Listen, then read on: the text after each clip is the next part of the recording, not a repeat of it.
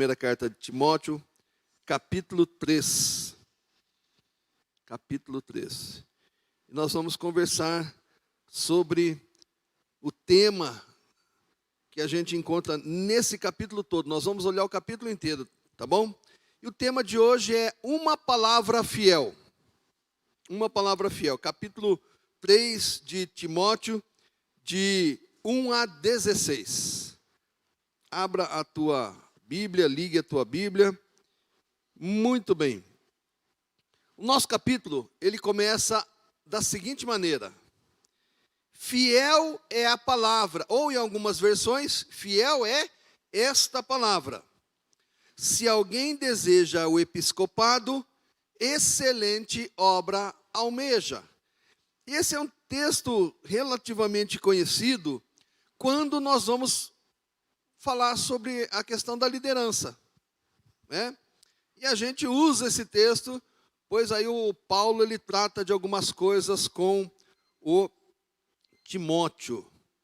Eu quero conversar com você nessa manhã, e como bom presbiteriano que nós somos, né, presbiterianos independentes, eu quero falar com você 3 pontos. E no final eu vou perguntar, então, anota, você trouxe o caderno? Ou você ainda continua confiando na sua cabeça? Já sei, você esqueceu de trazer o caderno. Está vendo como não dá para confiar na cabeça? A gente esquece de trazer um instrumento para não esquecer. Olha que loucura. Eu mesmo essa manhã tinha que tomar um remédio, eu só não lembrava dele. Aí eu fui olhar aqui, é remédio para memória, né? A gente não pode esquecer de algumas coisas, meu irmão, minha irmã.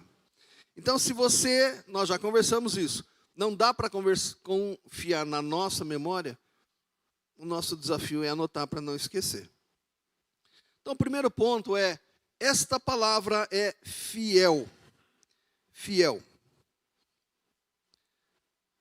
E aí o Paulo diz, né, começa esse pedaço da carta. Fiel é a palavra, se alguém deseja o episcopado, excelente obra almeja. Aliás, eu quero começar, deixa eu inverter. Primeiro ponto. Risca aí, põe o primeiro ponto. Põe aí, caráter. Vamos falar sobre caráter, antes da gente abordar de alguns temas. Caráter. O que é caráter? E eu, como gosto de ir no dicionário para não ficar com dúvida, o dicionário diz assim, ó, caráter, e presta atenção, ó, caráter é o conjunto de características e traços relativos à maneira de agir e de reagir de um indivíduo ou de um grupo.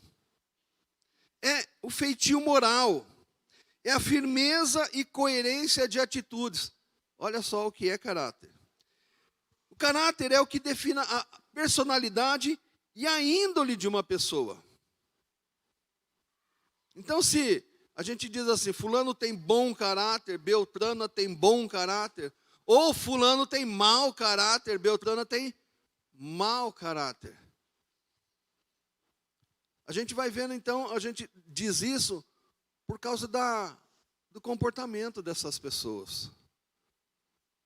Se ele tem um comportamento adequado, se ele faz o que é certo, o que é justo, o que é correto, essa pessoa a gente diz que ela tem um bom caráter. Agora, se ela apronta, faz tudo que é errado, não faz nada do que é certo, aí a gente já diz que esse aí é um mau caráter, ou essa daí é uma mau caráter.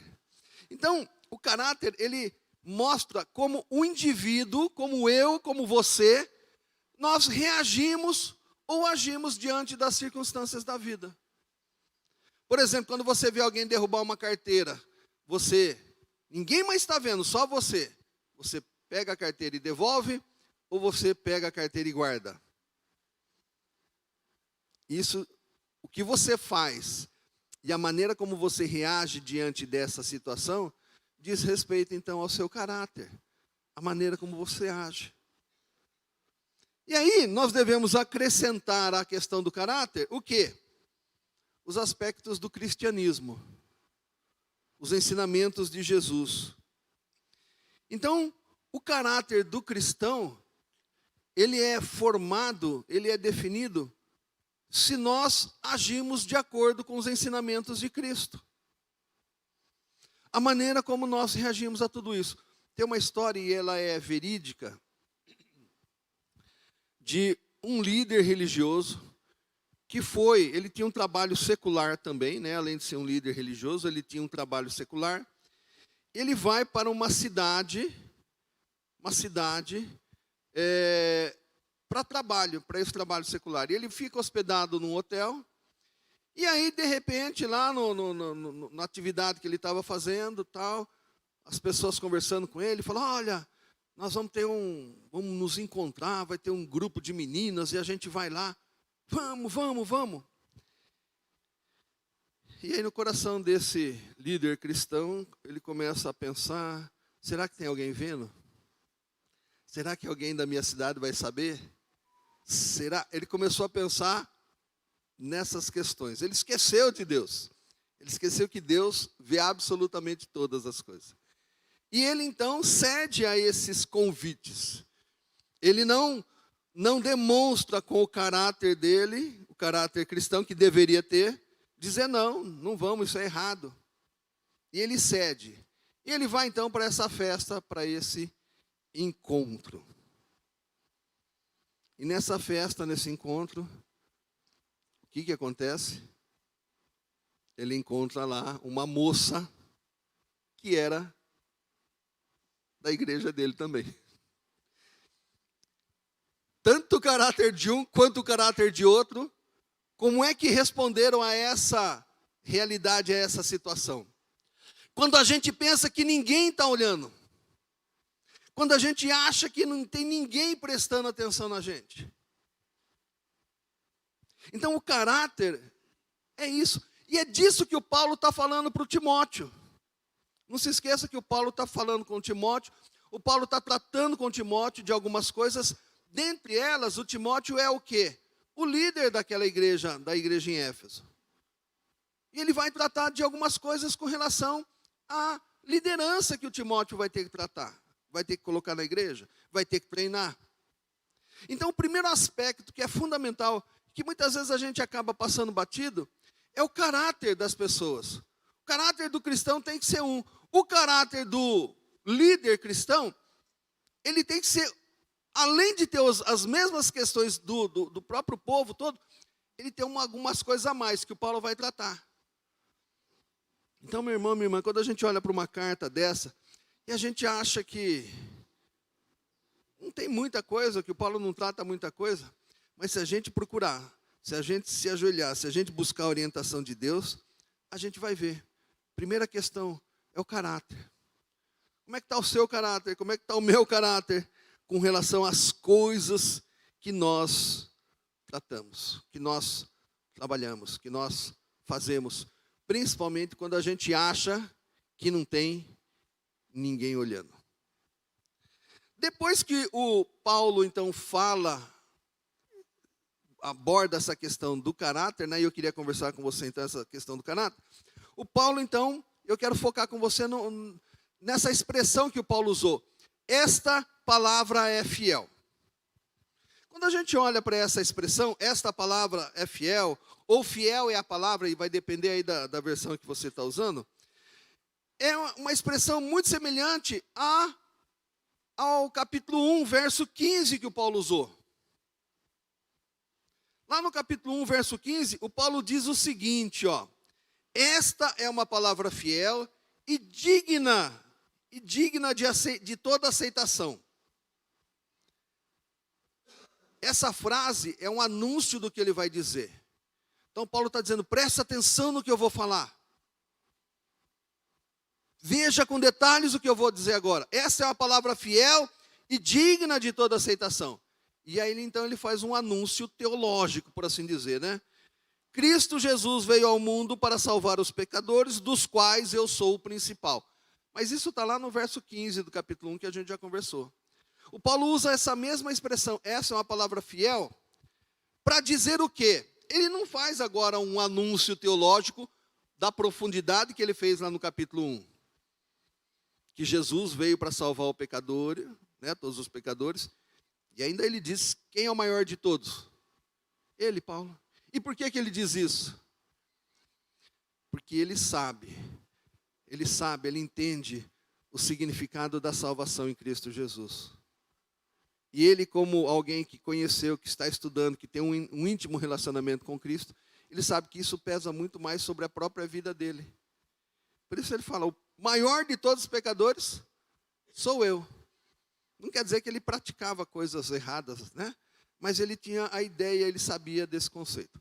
Mas, voltando para o nosso capítulo, o Paulo aqui não vai falar uma revelação teológica dessa intensidade, como ele fez no capítulo 1. Mas, por usar essa expressão, a gente percebe que o assunto que ele vai tratar agora é tão importante quanto. Vocês entendem isso, irmãos? Estão atentos a isso? Vão conseguir lembrar disso amanhã? Hoje à tarde? A vantagem é que, embora você não tenha anotado, você pode ir lá no Facebook ou no YouTube e rever, né? Então dá para a gente... Então Paulo faz, usando essa expressão, ele trata e aborda então o quê? A importância do caráter que a gente falou no ponto 1, que eu inverti.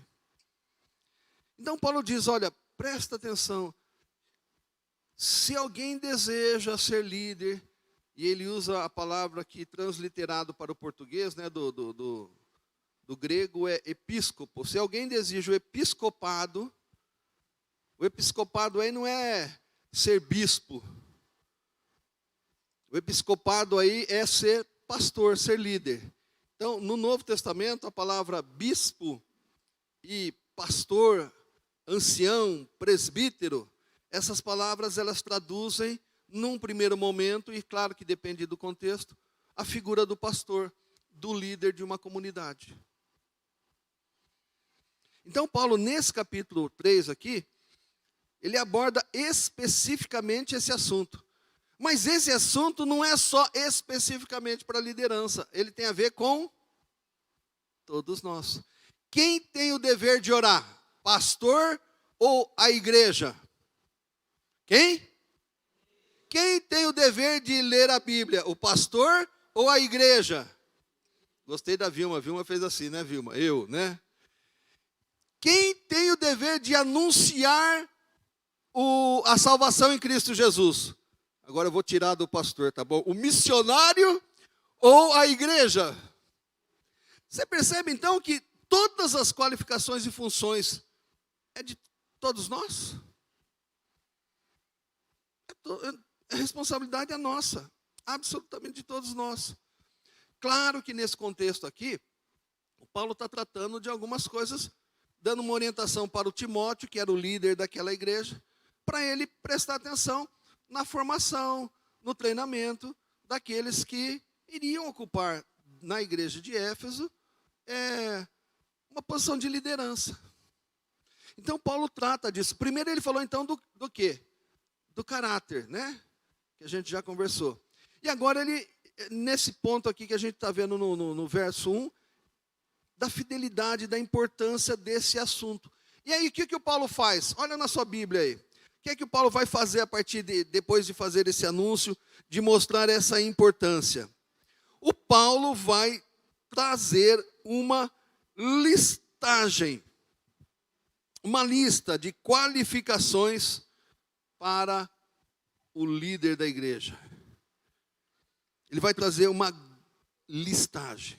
E a gente usa hoje, nesses dias, especialmente quando a gente vai fazer uma eleição de presbíteros, presbíteras, diáconos, diaconisas. Se a liderança não tiver essas características, não deve ser votada. Olha a importância e como isso afeta hoje os nossos dias, o nosso modo de ser igreja. Quem escolhe os líderes da igreja? Claro, você vai falar, pastor, é Deus. Claro, eu creio nisso e não tenho dúvida de que é Deus. Mas Deus usa um sistema e através desse sistema, ele revela, manifesta a sua vontade. Quem escolhe os presbíteros, presbíteras, diáconos, diaconisas? Quem escolhe? Quem? A igreja. Não sou eu, não é o pastor Gerson. É você, meu irmão, minha irmã, que quando convocado para a assembleia, ora, busca orientação de Deus, estuda aqui a carta ao Timóteo e outros textos da Bíblia, para escolher, para votar. Então, se você tiver alguma reclamação de algum presbítero, presbítera, diácono, diaconisa, reclama aí com seu irmão do lado, primeiro. Porque foi você que elegeu. Ah, fulano não está fazendo o que deveria. Puxa, ele é recém-convertido, novinho na fé. Deveria estar ocupando um cargo desse? Não. Muito bem, meu irmão. Vamos voltar então aqui para a gente dar uma olhada então.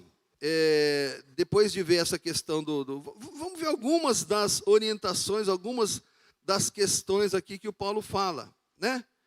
Ele começa dizendo o quê? Lá no verso 2, irrepreensível. É uma palavra que já começa botando como é que a gente fala? O padrão lá em cima. O líder, ele tem que ser irrepreensível. Ele não pode ter nada.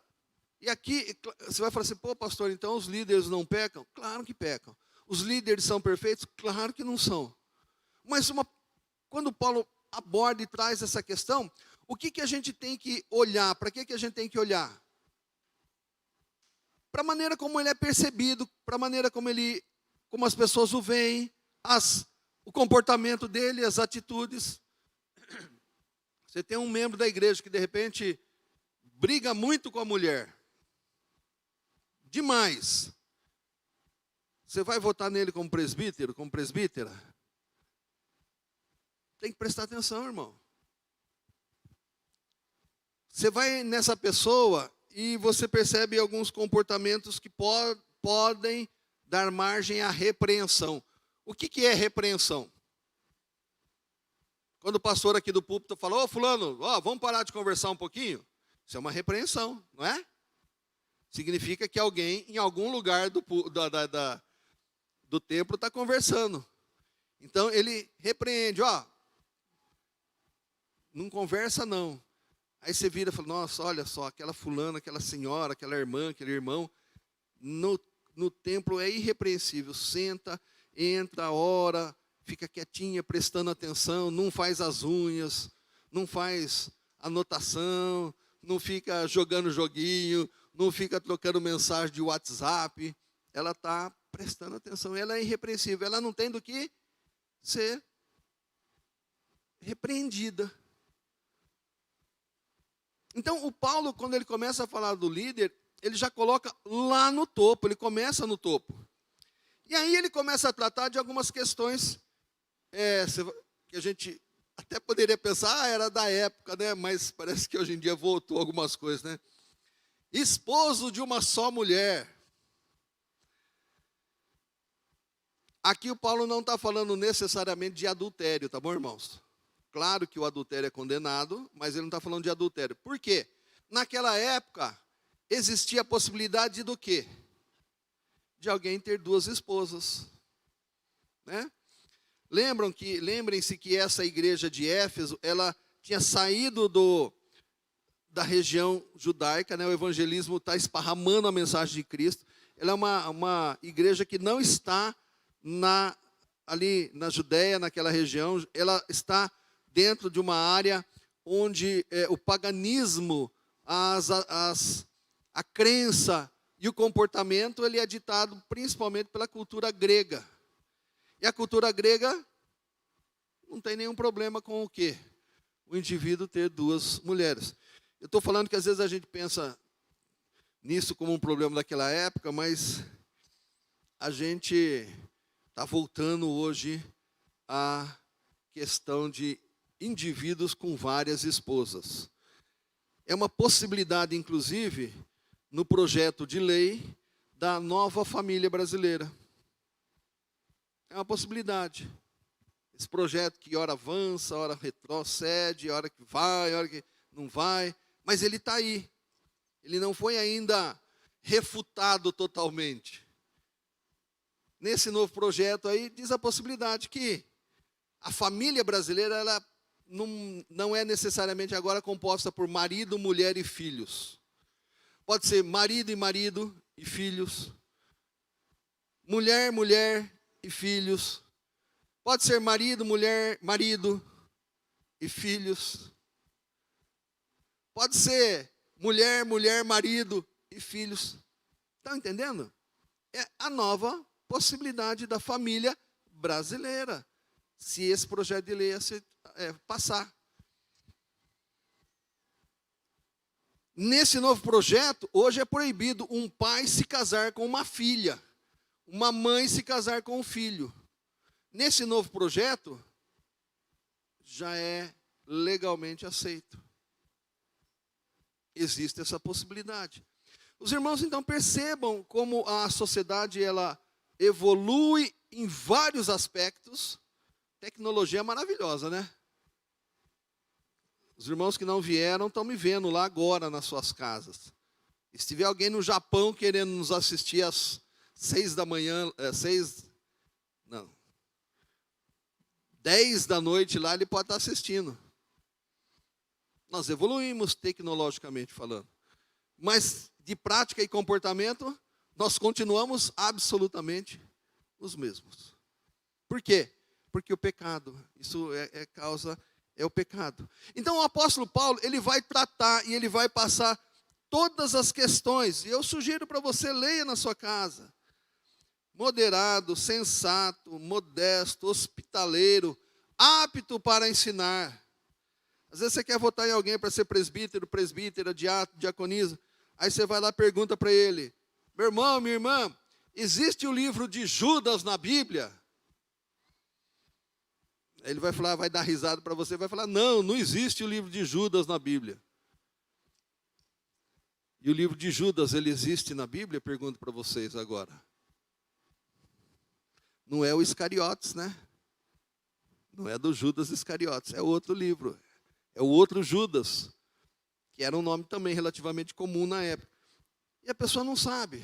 Aí você pergunta para ele: quantos bois e quantas vacas entraram na arca de Noé? Você já sabe, hein, porque eu já falei para você, hein? Quantos bois e quantas vacas entraram na arca de Noé? Vou dar duas opções aqui: 2 ou 7. Mas por que 7? A Bíblia não diz que foram de par em par só? Por que 7? Porque dos animais puros entraram 7 casais. Então são detalhes. Quantos foram os magos que visitaram Jesus? Quando ele nasceu, quantos foram? Você lembra? Pastor Gerson não fala, hein? Vocês lembram ou não? Quantos foram? Não diz.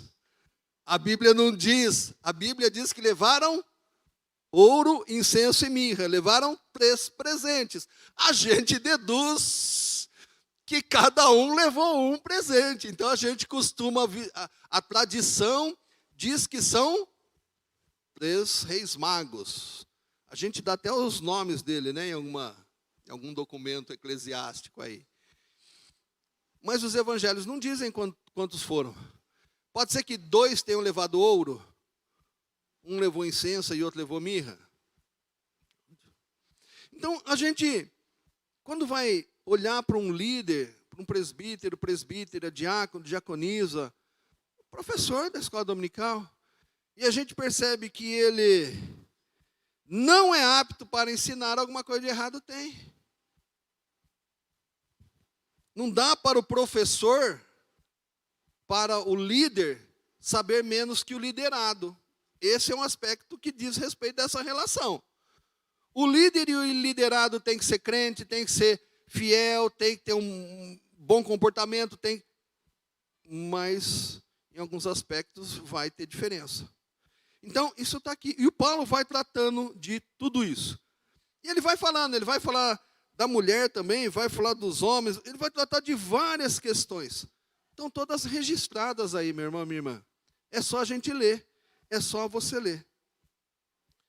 E para a gente encerrar o capítulo 3, lá nos versos 14, 15 e 16. Versos 14, 15 e 16. Paulo diz assim, ó. Irmãos, deixa a criançada, hein? Elas não me atrapalham, não. Só o que me atrapalha é você tentar olhar para a criança para ver o que está acontecendo. Escrevo estas coisas esperando ir vê-lo em breve. Então, Paulo está dizendo para o Timóteo, ó, estou escrevendo para você, Timóteo, porque a minha intenção é ir vê-lo em breve. Logo, logo está aí com você, lá no verso 15 agora. Mas se eu demorar, né? Quem sabe, né? Mas se eu demorar, você saberá como se deve proceder na casa de Deus. Então, tudo isso que o Paulo falou até agora para o Timóteo, ele tem que aplicar onde? Na casa de Deus. E na casa de Deus especificamente é o quê? A igreja em Éfeso. Então, tudo isso que o Paulo passou para o Timóteo, precisa ser colocado na igreja. As pessoas precisam ser ensinadas a esse respeito, a esses assuntos. Tanto para a sua própria vida, quando tiver que fazer uma decisão, tiver que fazer uma escolha.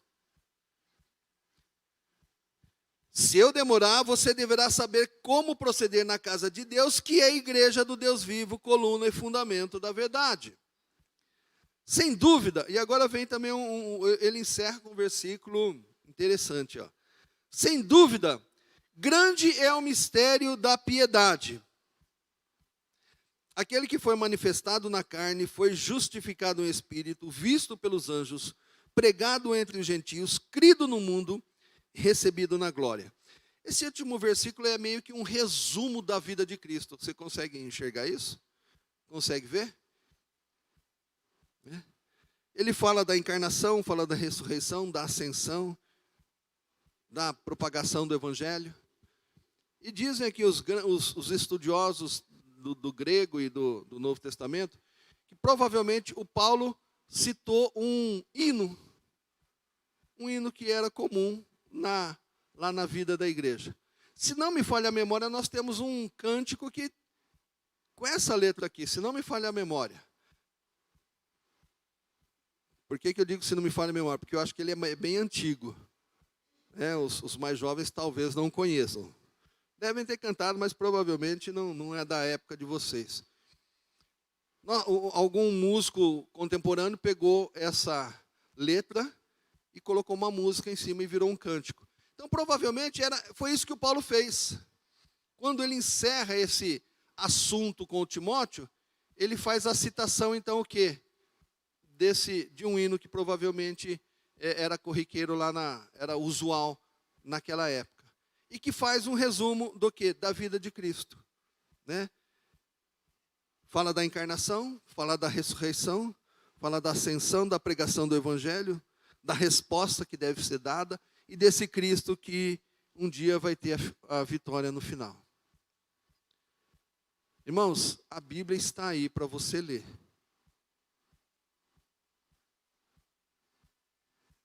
Você tem lido? Esses textos estão aí para você olhar e prestar atenção no que deve afetar a sua vida hoje. Você tem feito isso? O desafio da palavra de Deus, meu irmão e minha irmã, é esse para hoje. Não pode ser que nem regime. Porque o regime eu vou começar amanhã, viu, Vilma? Não tenha dúvida, amanhã eu vou começar um regime. Mas ninguém deixa de almoçar, fala assim, hoje eu não vou almoçar. Tem alguém aí com a intenção de não almoçar hoje, almoçar só amanhã? Tem alguém aí com a intenção de jantar só amanhã? Tem algumas coisas que a gente faz todos os dias. Mas a gente acaba deixando a palavra de Deus para amanhã. Hoje está muito corrido. Domingo é corrido, hein? Domingo não é fácil não, hein? Amanhã eu leio. Chega segunda. Segunda também é muito corrida, né? Segunda-feira voltar para o trabalho. Não, meu Deus do céu. Não consegui ler a Bíblia. Vou ler amanhã, terça. E aí vai, meu irmão e minha irmã. E nós estamos no dia 3 de setembro. Se você estivesse lendo aquele aplicativo que eu sugeri para você, você estaria lendo Ezequiel, terminando o livro do profeta Ezequiel, para ler a Bíblia num ano. Mas o que aconteceu? Não deu. Né? Não deu. Ler 4 capítulos da Bíblia por dia é muita coisa. Nossa, pastor, é muita demais. A gente vai deixando sempre para amanhã. E o amanhã nunca chega. A gente tem tempo para um monte de coisas. Mas para algumas coisas da palavra de Deus, a gente não tem tempo. Fica aí essa reflexão, olhando para essa carta do Paulo para o Timóteo, capítulo 3, para a gente avaliar a nossa própria vida. Não avalia do outro, não, avalia a sua. É isso que Deus quer para a gente hoje. Tá bom?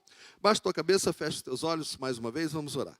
Pai, muito obrigado, porque aqui no Brasil ainda temos a liberdade de meditarmos, de conversarmos a respeito da tua palavra. Ajuda-nos, ó Deus, a ler a tua palavra, ajuda-nos a entender a tua palavra e ajuda-nos a colocá-la em prática. Para que a gente possa, de fato, entender, saber, conhecer o caráter do teu servo, o caráter do cristão. Para que a gente coloque em prática, para que a gente possa viver conforme a tua vontade. Continua conosco agora, ó Deus, nas salas da escola dominical que iremos participar, cada um pela sua faixa etária, Deus. Que a gente continue a estudar a tua palavra, mas mais que estudar, que a gente consiga colocá-la em prática. Eu oro por Cristo Jesus, o nosso Senhor e o nosso Salvador. Amém.